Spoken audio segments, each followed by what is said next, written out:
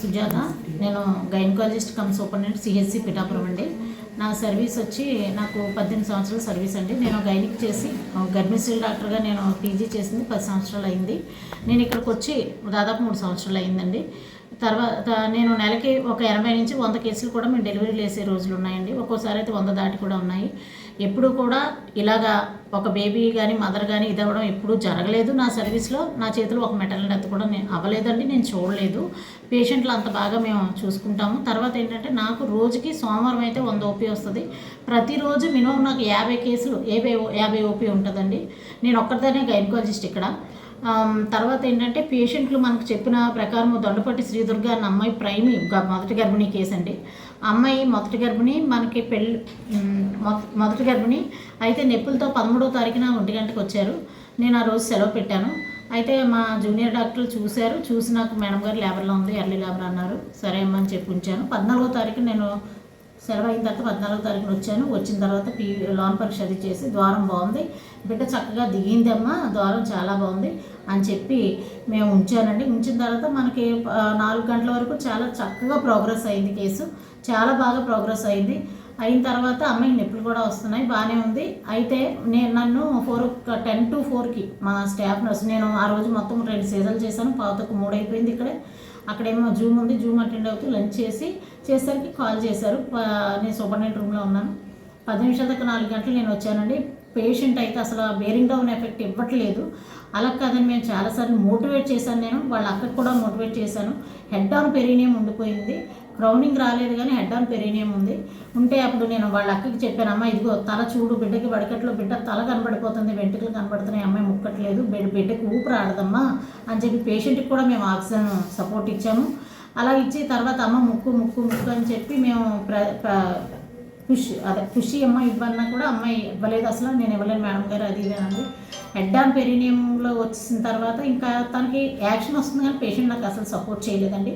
వాళ్ళ అక్కకు కూడా చెప్పాము. వాళ్ళ అక్క కూడా అమ్మాయిని కొట్టి మరీ అమ్మాయిని మోటివేట్ చేసింది, కానీ అమ్మాయి అసలు కోఆపరేట్ చేయలేదు. ఆ టైంలో వాళ్ళ పేరెంట్స్ కానీ లేరు, వాళ్ళ అక్క మాత్రమే ఉంది మా దగ్గర, వాళ్ళ ఆయన ఉన్నాడు.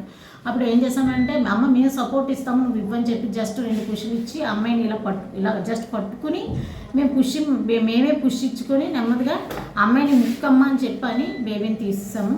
బేబీ రావడం కూడా కొంచెం అమ్మాయి అసలు దానికి కూడా నువ్వే ముక్కలమ్మ వస్తుంది బేబీ అన్నా కూడా కొంచెం తను ఇవ్వలేకపోయింది. అయినా ఏదోలాగా సపోర్ట్ ఇచ్చి చేసాము, డెలివరీ చేసాము. పెల్విస్ అయితే చాలా బాగుంది. డెలివరీ చేసిన తర్వాత బేబీ మెకోనేం కాదు, ఏమీ కాదు, కొంచెం డిస్ట్రెస్లో యాస్ఫిక్సియాలో ఉంటే మళ్ళీ మౌత్ టు మౌత్ రెస్పిరేషన్ ఇచ్చాము. బేబీ రివైవ్ అయిపోయింది.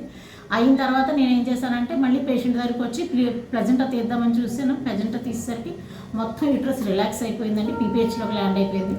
పీపీహెచ్ వస్తే వెంటనే మన దగ్గర ఆక్సిటోసిన్, కార్బోపోస్ట్, మెథర్జిన్ అన్నీ ఇచ్చేసాము. అన్నీ ఇచ్చినా కూడా ఇంకా రిలాక్స్డ్గానే ఉందని చెప్పి వెంటనే ఎస్ఆర్ క్యాన్లో వేసానండి. నేను స్పాట్ వితిన్ 15 minutes కాదు కదా 10 minutesలో నేను ఎస్ఆర్ క్యాన్లో వేసాను.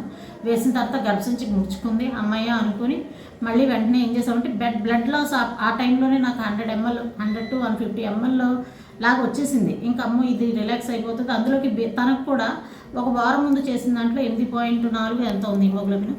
సో కాబట్టి ఎందుకైనా మంచిది. బి పాజిటివ్ పిఆర్బిసి మా దగ్గర ఉంది, బ్లడ్ పెట్టేసాము. బీపీ అంతా పేషెంట్ స్టేబుల్గా ఉంది. ఇంకా వెజైనా దగ్గర కుట్లు వేద్దాం ఎపిసోటమీ అని చూసరికి వెజైనా చాలా ఫ్రెజైల్గా ఉందండి. ఆ కుట్లు వేసేటప్పుడు కూడా కట్ త్రూ అయిపోతుంది. కట్ త్రూ అయిపోయినా సరే అలాగే వేసి మొత్తం ఎంతమంది 2 స్టాఫ్లు, ఒక మెటర్నిటీ అయినా ఇంకొక డాక్టర్ గారు, డ్యూటీ డాక్టర్ గారు ఉండి కుట్లు వేసాము. వేసిన తర్వాత కూడా నాకు కొంచెం ఊజింగ్ అలా వస్తూనే ఉంది. ఆ ఊజింగ్ ఉంది కదా అని చెప్పి టైట్ ప్యాక్ పెట్టేసి నేను యూట్రస్ రిట్రాక్ట్ అయిందండి. సక్షన్ అలాగా 1 hour ఉంచాను సక్షన్ నేను. తర్వాత ఈలోపు అంబులెన్స్ ఫోన్ చేయమంటే వాళ్ళ ఆయన ఏమో కోఆపరేట్ చేయలేదు. మళ్ళీ అబ్బాయి ఏమో రావట్లేదు అంబులెన్స్ అన్నాడు. మళ్ళీ ఫోన్ చేసినా రావట్లేదని మా అమ్మాయి చేత నేను మా జీడీ అమ్మాయి చేత ఫోన్ చేస్తే మేడం 1 hour కానీ రాదంటే అంబులెన్స్ అని చెప్పారు.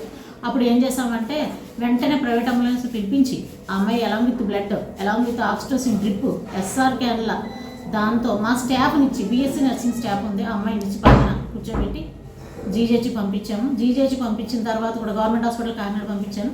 పంపించిన తర్వాత అక్కడ కూడా నేను శ్వేత అని మా జూనియర్ పీజీ ఉంటే అమ్మాయి డ్యూటీ డాక్టర్. సో అమ్మాయికి మాట్లాడితే సుజాత మేడం బాగా ఎటోరిక్ అయిపోయింది, ఎస్ఆర్ క్యాన్లో కూడా కిందకు వచ్చేసింది, బ్లీడ్ అవుతుంది మేడం అంది. అయ్యో అదేంటమ్మా అంటే లేదు మేడం బాగా ఎటోరిక్ అయిపోయింది అని అన్నారు. అన్న తర్వాత వెంటనే ఇమీడియట్గా మళ్ళీ నేను జీజీహెచ్కి వెళ్ళాను. అమ్మాయికి ఎప్పుడైతే ఎస్ఆర్ క్యాన్లో అది వదిలేసింది కదా, గర్భసంచి బాగా రెట్రాక్ట్ అవ్వలేదండి, గట్టిపడలేదు, బాగా లూజ్గా ఎటోనిక్ అయిపోయింది. అంటే టోన్ లేదు, ఇంకా పల్చగా అయిపోయినట్టు అయిపోవడం వల్ల బ్లీడింగ్ వచ్చేస్తుంది. ఈ లోపు వాళ్ళు ఎస్ఆర్ క్యాన్లు తీస్తారు, పేషెంట్ షాక్లోకి వెళ్ళింది, మేము కూడా షాక్లోకి వెళ్ళింది అన్నారు. సరే అని గబగబా వెళ్ళిపోయాను. హిస్టెక్టమీ చేసేద్దామని చెప్పి ప్లాన్ చేశారు. ఆన్ టేబుల్ రిస్క్ తీసుకోవడానికి వాళ్ళ అన్నయ్య లేడు, వాళ్ళ నాన్నగారు లేరు. అప్పుడు కూడా పీజీ గారు గట్టి కేకలు అది వేస్తే అప్పుడు మళ్ళీ మా సిస్టరే వెళ్ళిన అమ్మాయే పైన బేబీ ఎన్వైసీలో ఉంటే ఆధార్ కార్డు అవన్నీ తెచ్చి డాక్టర్లకు ఇస్తే అప్పుడు హిస్టెక్టమీకి టేబుల్ మీద పెట్టారు. ఆన్ టేబుల్ రిస్క్ తీసుకుని వెంటిలేటర్ మీద పెట్టారు. అప్పుడు షాక్లోకి వెళ్ళిందని.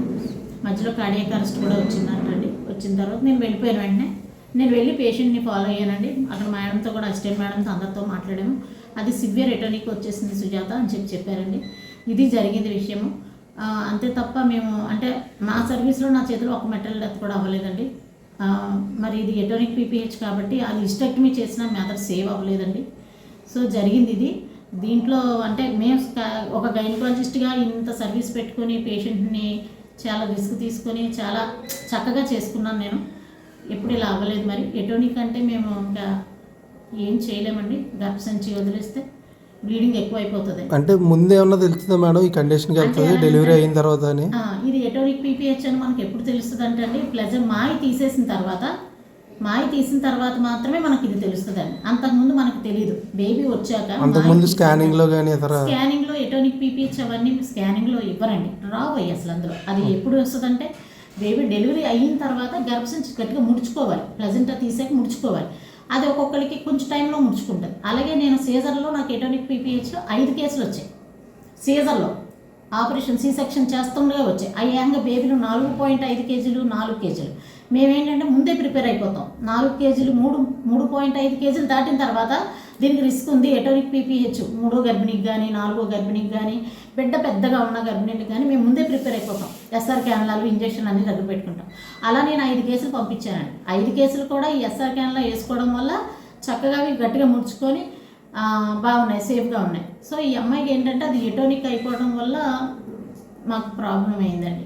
అది దాన్ని ముందు గుర్తించే అవకాశం అది ఎటోనిక్ పీపీహెచ్ అంటే ఎలా గుర్తించాలని, ఇప్పుడు మొదటి గర్భిణీలు ఉన్నాయనుకోండి, 4 కేజీలు ఒక ఏదైనా సరే గర్భిణీలు ఎక్కువ కొద్ది గర్భసంచి సాగిపోద్ది కాబట్టి ముడుచుకోవాలి. సో దానివల్ల ఏంటంటే అది బాగా బరువు ఎక్కువ ఉన్న వాళ్ళకి మేము సస్పెక్ట్ చేసేస్తాం. గర్భిణీలు ఎక్కువ ఉన్న వాళ్ళకి ముందు ప్రికాషన్ మేము తీసుకుంటాం. ప్రైమరీకి కూడా అంటే ఈ బేబీ 3.2 కేజీలే. అసలు దీనికి ఎటోనిక్ పీపీహెచ్ వస్తుందని నేను అసలు అనుకోలేదండి. Okay madam, thank you.